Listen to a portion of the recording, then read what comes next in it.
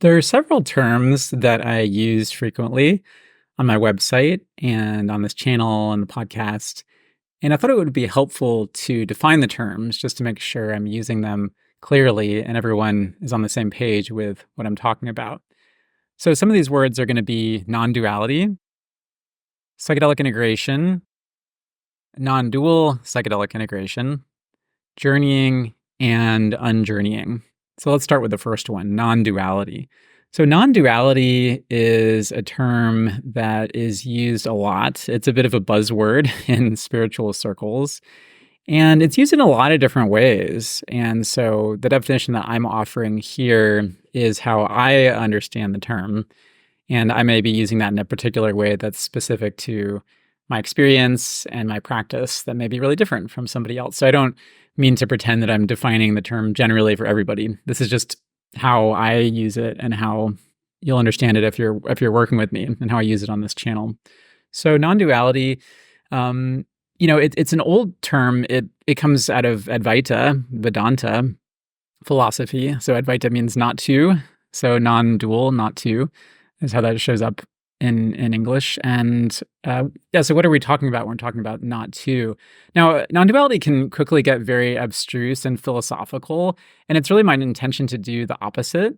Because I find in this work, it's really not about thinking and about philosophy. It's about practice. It's much more like learning how to dance or learn how to ride a bike. So when I define non-duality, and I try to do so briefly, so we're not thinking about it too much, and then we're just getting into the practice when I work with people, I use the language of lucid dreams. So, and this isn't my invention. This comes out of the Tibetan dream yoga tradition. So, to define non-duality in an experiential sense, I want you to simply imagine that right now, as you're listening to this or as you're watching, that you are having a lucid dream. So you're dreaming, you wake up in the dream, you realize that you're dreaming. And if that were true in this moment, and you looked around at everything, any kind of object or your hand or a tree, whatever is around you, you would have this distinct sense of, oh, everything looks as if it's solid and separate, like this world of different objects. I'm an object, or you could say I'm a subject appearing in this drama of the dream. But we also kind of make ourselves into an object in that sense. So I'm this, the other person is that. So this world is of objects and of dualities, of here and there, and you and me, et cetera, this object, that object.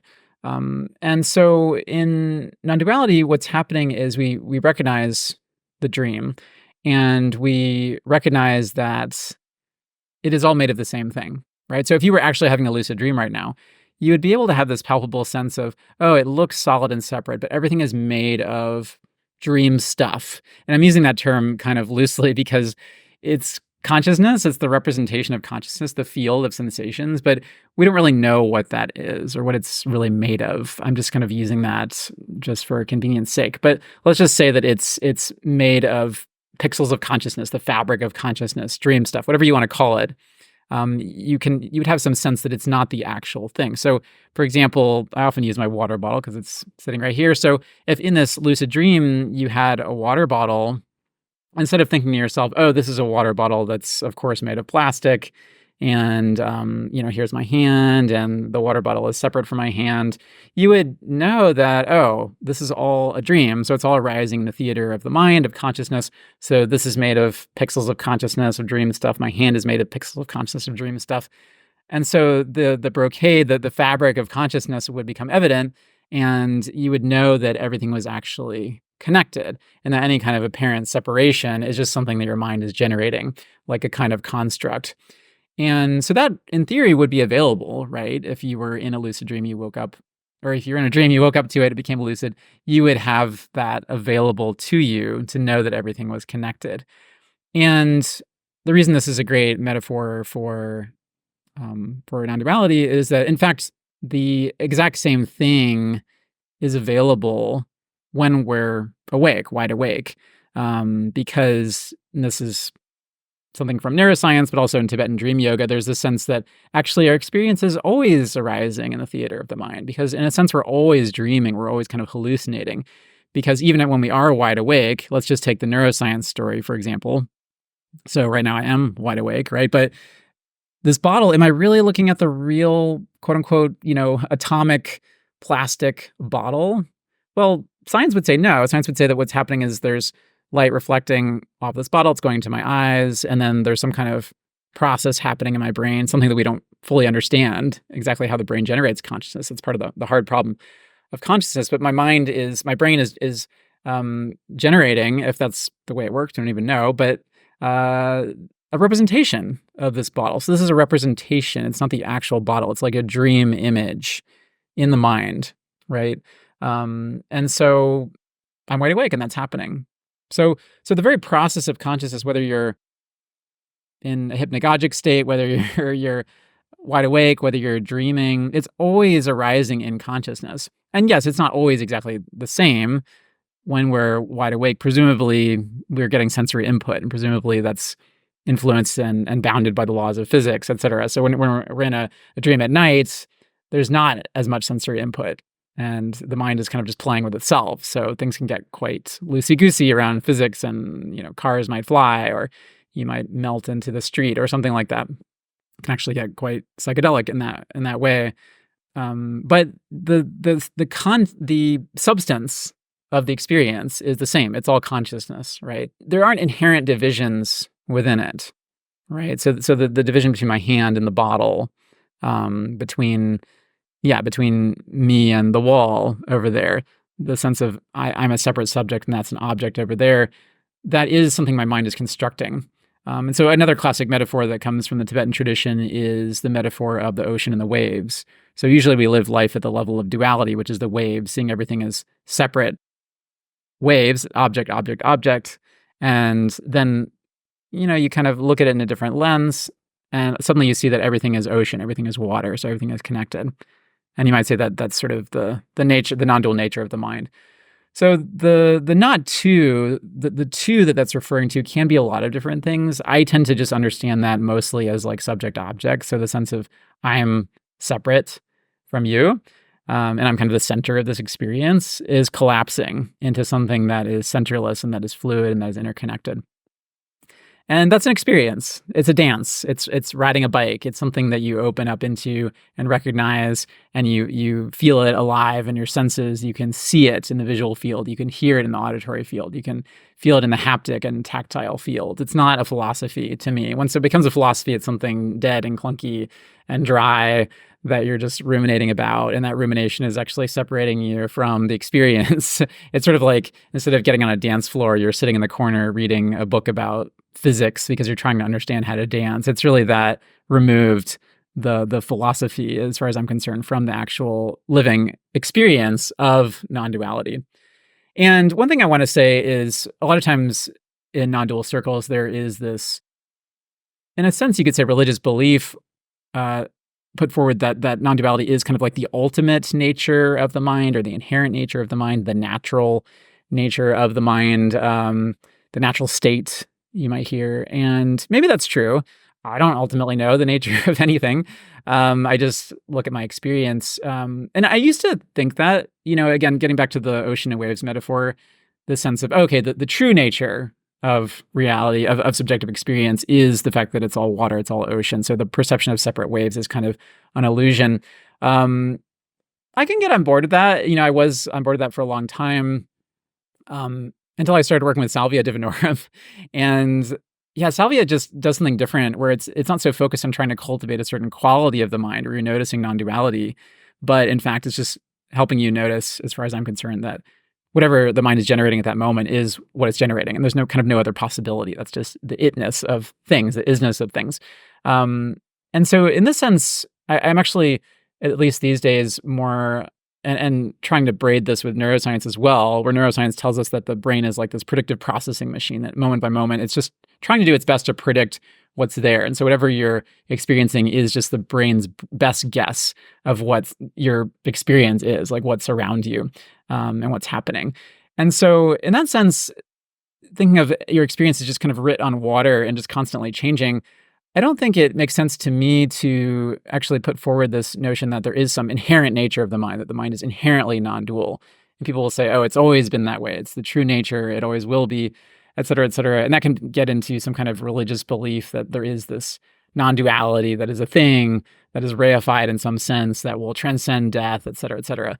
And to me, these are lots of extrapolations and kind of almost like religious beliefs that in some ways I think are about trying to escape the fear of death and the reality of death, et cetera. And it seems to me that the mind is just, yeah, it's a predictive processing machine. It's just each moment, and this is happening, at the level of like microseconds, right?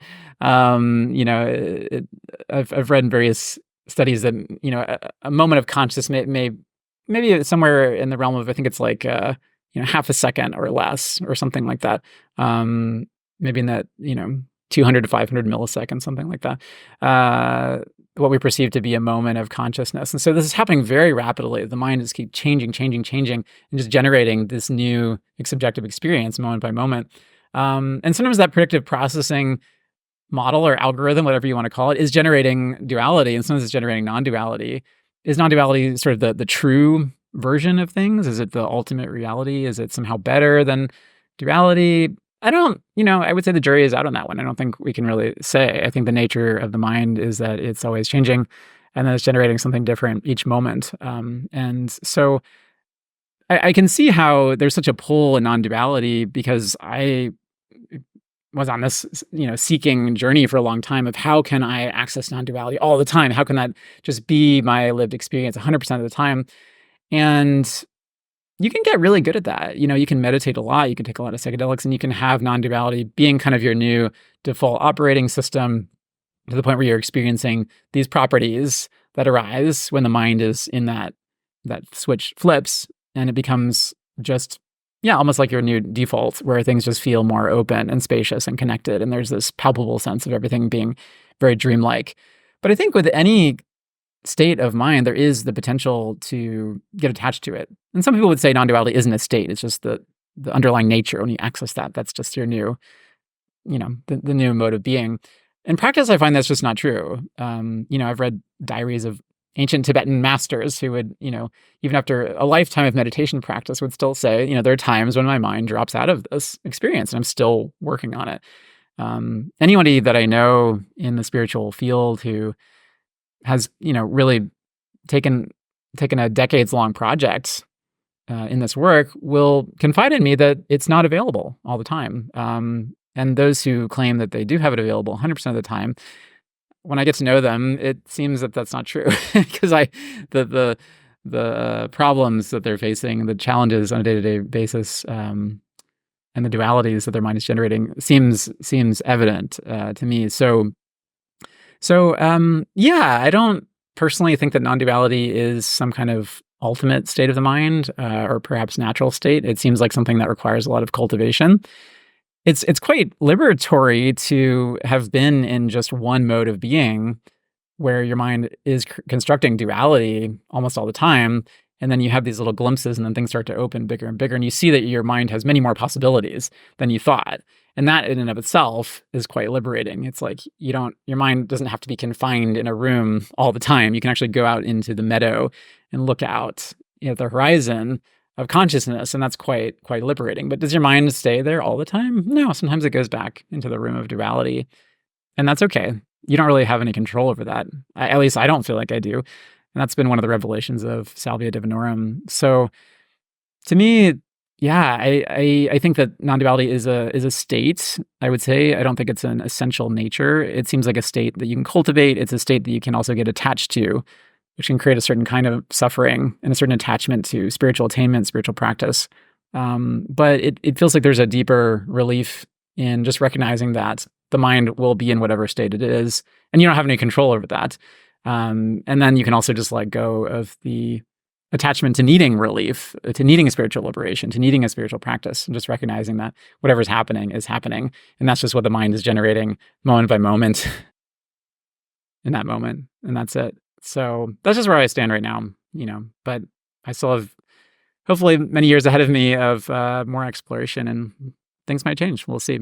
They're changing all the time. So that's non-duality for me. Let's talk about psychedelic integration. So that's a big umbrella term, and it can be kind of confusing. What does that mean? I like to define psychedelic integration by starting with the opposite of psychedelic integration. So what would it mean to not integrate a psychedelic experience? And to me, that would be like you travel somewhere. Let's say you go to the Netherlands and you have some psychedelic experience that's very profound and moving. But then at the end of the weekend, you go right back to work, back home, and nothing has changed whatsoever. Like the experience is completely compartmentalized from your life. There's no interweaving of any of those lessons or insights into your experience. That would be the opposite of integration. That would be a non-integrated psychedelic experience. So psychedelic integration then is, how are we taking the insights, the lessons, the openings, and weaving them into our life so that they become active, so that they become lived experience, so that they become embodied. And there's some quote from Adyashanti, I'm just going to paraphrase it, that I really like about integration, where he says something like, sometimes people say integration is taking the infinite and squeezing it into a box called my life. And it might be more accurate to think of integration as taking the box of my life and opening it more and more into the infinite. So I like that idea because I think, yeah, there can be a sense of integration of we're trying to somehow implement in its instrumental sense something that is ultimately mysterious, which is just the nature of the mind or the nature of the universe, which it seems to me we'll never fully understand. And there's something beautiful about that mystery. So if we take psychedelic integration to mean that, okay, I'm going to have this experience, I'm going to get X, Y, and Z insights, and then I'm going to implement them in this way in my life, it all becomes part of this project of control, which just seems to create more problems. And so that's, a mode of integration that I think can be stuck. So yeah, integration for me, and this is getting into non-dual psychedelic integration. My next term I want to define is, how are we integrating psychedelic experiences with respect to non-duality. So if you have an interest in opening up into non-duality, of going lucid to the dream of being, and recognizing these certain properties of consciousness that may not be the true nature of consciousness, but certainly can be accessed and can be recognized and can be a very refreshing experience of life, then yeah, you have to have some kind of tools to recognize these qualities or these possibilities in the psychedelic experience, and then to continue to access them afterwards. And so this is what I do in my work, and my practice for a long time was called non-dual psychedelic integration before I changed it to unjourneying, for this very reason. That this is what I am focused on, is really this cross-pollination of meditation, psychedelics, non-duality. So when I'm talking about non-dual psychedelic integration, what I'm talking about is integration happening on the pre and the post, so on the front end and the back end. And usually that looks like 5 sessions of pre-integration and at least 1 session of post-integration. And during those 5 sessions, we are really focusing in an experiential sense on how to prepare the mind to receive the insight of non-duality. And I help open this up for people fairly quickly, even sometimes in the first session or the second session. We are doing some meditations that are inspired by Dzogchen and Mahamudra practices and pointing out instructions, really recognizing these non-dual qualities of the mind that can open up directly in our senses, in the visual field and the auditory field, noticing just the centerlessness, the edgelessness, the boundlessness of consciousness that can arise in these states. And when your mind is prepared, and you've already experienced that, and you've simulated, in a sense, what it's like to be on a psychedelic like 5-MeO-DMT, for example, which can usher in this revelation quite strongly, then when the medicine hits, your mind is prepared, and your mind isn't as reactive, or there's not as much fear that might arise. For example, if you feel like the ground is dropping out from under you, and you feel like your body is dissolving, which is something that can happen, instead of there being a kind of fear response or a constriction, a retreat back into a rigid duality, you're able to open more deeply into that. And one of the things I want to emphasize with non-dual psychedelic integration is that it's less about holding on than it is about letting go. And this gets to what Adyashanti was saying, because a lot of times with integration, there's a sense of, yeah, I'm going to have these insights, I'm going to remember them, and then I'm going to keep repeating them over and over again to reinforce them. So I'm going to keep journaling about them. I'm going to just, every day say some kind of mantra or just, and what I see is that the issue with that is there's some kind of attachment to some kind of idea of the way things should be. Some kind of, sense of an insight, a crystallized insight of a moment that is now being kind of tried to, attempted to return to in the past. And non-duality is something that is unfolding freshly each moment. And so, it's not about having some kind of basket of insights that you're now carrying around with you, because that actually becomes like dead weight. It becomes kind of like heavy. And it's another thing that can separate you from your direct experience. Whereas with non-dual psychedelic integration, we are really just allowing the mind to relax and let go, letting go of stories, or if stories are arising, we're just noticing them in a kind of aesthetic way, and letting them flow. We are letting go of, ideas we have about who we think we are, other people are, or what reality is. We're letting our senses just presence naturally and freshly and spontaneously. And so there is kind of it's not adding on more complexity. It's actually like a simplification of the mind. And so we're letting go, letting go, letting go. And so as the psychedelic experience hits, when you've prepared your mind to just let go, then all these waves of energy can just pass through you quite cleanly without kind of getting stuck and leaving you with a lot of homework, a lot of baggage or unfinished business that you then have to process in your dreams, or, like obsessive journaling, which is something I used to be guilty of for a long time until I dropped the habit. And instead, it's just like, instead of more rumination about things from your journey, you are just wherever you are, and things are just, whatever's happening is happening. It feels very fresh and new and spontaneous, and there's nothing to hold on to. So that's how I approach non-dual psychedelic integration. So let's talk about these last two terms, journeying and unjourneying. So journeying is the usual way that we describe a psychedelic experience. We describe it as a journey, right?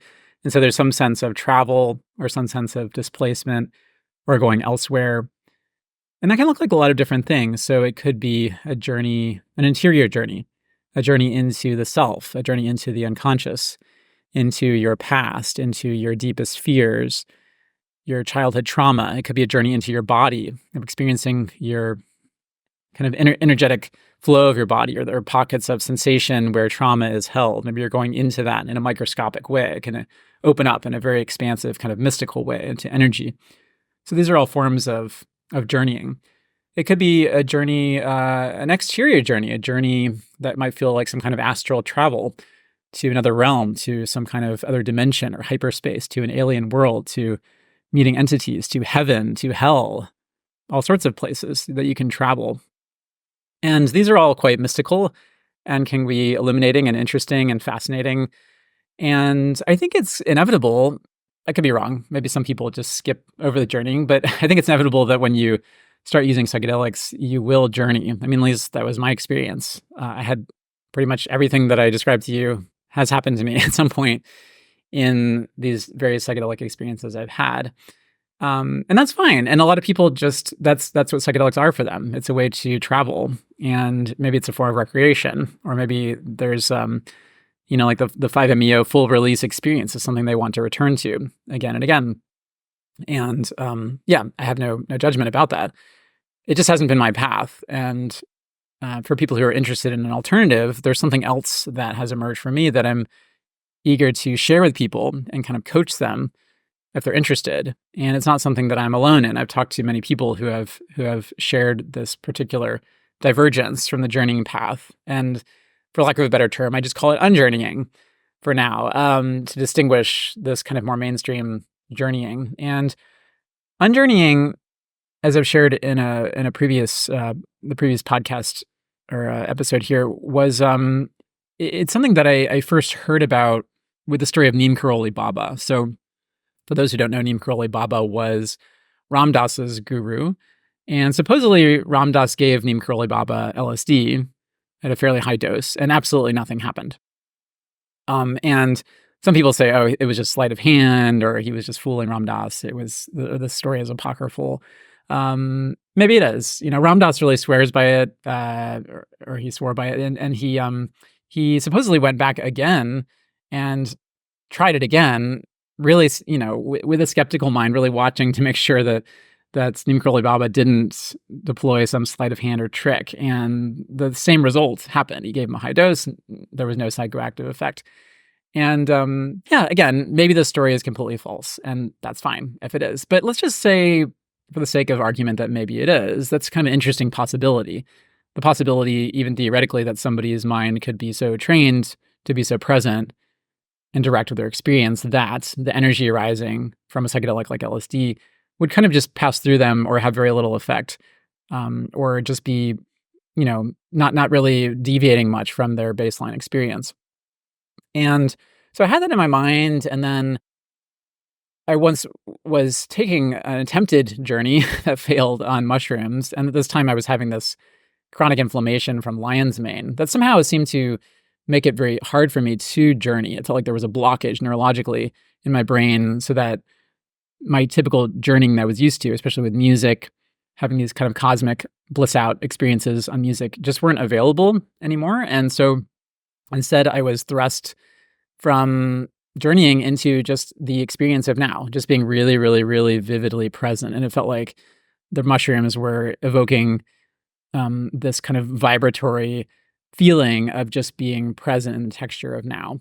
And in that moment that happened, I thought to myself about Neem Karoli Baba. That thought arose, maybe this is what Neem Karoli Baba was experiencing, or I'm getting some echo of that.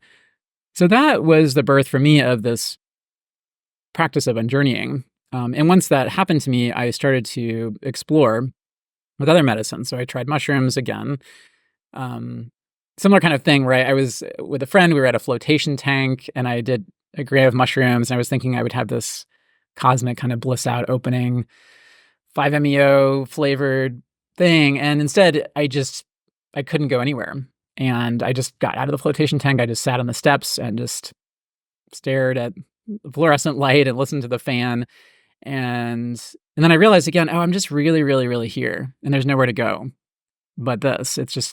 This is it.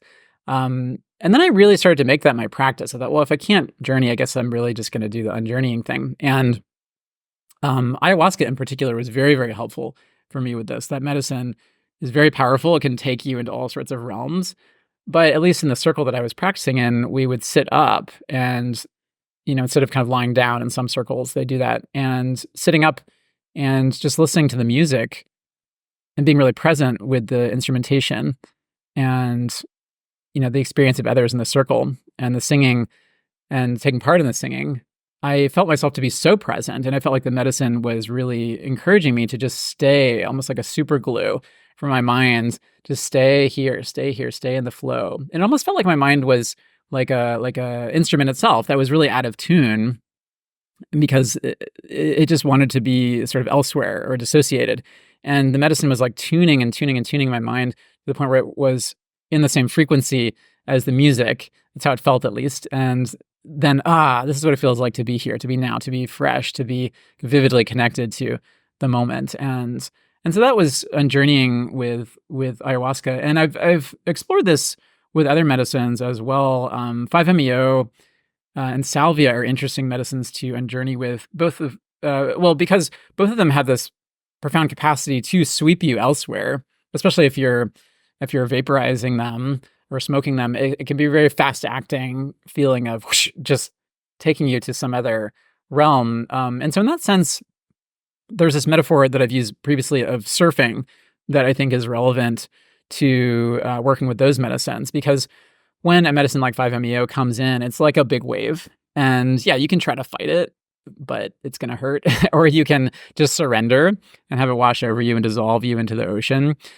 And that's a way of working. That's maybe like your full release is just becoming water. But what happens when you offer just enough resistance to start to flow, actually, with the medicine? So when the wave comes in, you're using the energy of the wave to just stay in balance on the surfboard and just to be surfing and flowing with the undulation of the waves. And that's how it feels for me and clients that I've coached in this process of unjourneying with these medicines. It's kind of interesting. It feels almost like, it can feel at times almost like a mindfulness workout or something like that, where the medicine is like a resistance band or like a dumbbell or something like that you're you could just let it draw you down into some elsewhere, but actually, especially salvia, there's a feeling of gravity with salvia sometimes, like it just wants to pull you in. But if you kind of use it to lift it like a weight and just stay here, it feels like your mindfulness muscles, if you will, become stronger. And I recognize I'm describing that in kind of maybe an effortful way, which is a bit different than how we often talk about non-dual mindfulness being more effortless. But I feel like there's a learning curve with this, like with anything. Sometimes it starts more effortfully, and then it becomes more effortless over time. So I think that, yeah, initially there can be this pull of the medicines, and you're kind of pulling back just enough to stay here, but not to fight with it. And then as that becomes more habituated, it feels like it becomes more natural. So the medicine's coming on, and you're just allowing it to kind of open you and just stay present. And then it's actually having less and less of an effect in my experience, where in my experiments, I would take, fairly high doses, moderate doses, let's say, like the 1 to 4 pen of a 5-MeO vape cartridge, and yeah, essentially have very little happen at all beyond some physiological stuff. Salvia is still a work in progress for me, but yeah, on the, up to like, I don't know, 500 micrograms or so far, there's definitely things that happen, but it's just sort of this refreshed realization of, oh yeah, everything's just happening on its own, and everything is just the way it is in this moment. Instead of it feeling like I'm traveling to some foreign realm, or some alien world, or meeting entities and stuff, which used to happen to me years ago when I first started working with it. So that is the arc, as far as I'm concerned, of journeying, unjourneying. So journeying is, yeah, how we begin, and usually, and it's necessary. I think it's necessary to go into the self, into the subconscious, to resolve what's there. But if you're interested, there is this other possibility of just using these medicines to get more and more and more present. And then when it comes to integration, that's actually quite beautiful, because then your mind has been trained to be so in the moment that after the retreats, after you do the psychedelic, when somebody asks you, oh, how was it? How did it go? Instead of having some really, extravagant story of, oh my God, I met this entity, or I traveled to this place, there's more this feeling of, yeah, I let go of things, and now I'm here with you in this moment, and that's it. There's a sort of lightness and freedom to that way of working. And so that's why I'm passionate about sharing it. And maybe it's not for everybody. I don't want to impose that on anybody. Some people just want to continue to journey. And part of my job as a guide is to support people in their goals, not to impose my goals. But if somebody's interested, I certainly have certain techniques that can facilitate that process. And a lot of these are essentially using the tools of meditation, of posture, of maybe even, sensory cues, like using insight timer or a bell or something like that to take your senses back. Other little techniques, like with 5-MeO, for example, I find there's something about pumping the hands and flexing them that keeps you kind of in the moment, and the feet as well. Blinking the eyes, for example, it sort of reinforces these boundaries of the visual field and of your extremities, because a lot of times those things can quickly just dissipate and disappear with 5-MeO. And so actually having some active contact with your eyes and with your hands actually keeps you present. And yeah, some people would say, oh, that's just resisting the medicine. But again, I don't see it as fighting. I see it as surfing. And maybe it's something you don't do at first, but when you're ready, it can be a very interesting practice and a very powerful integration.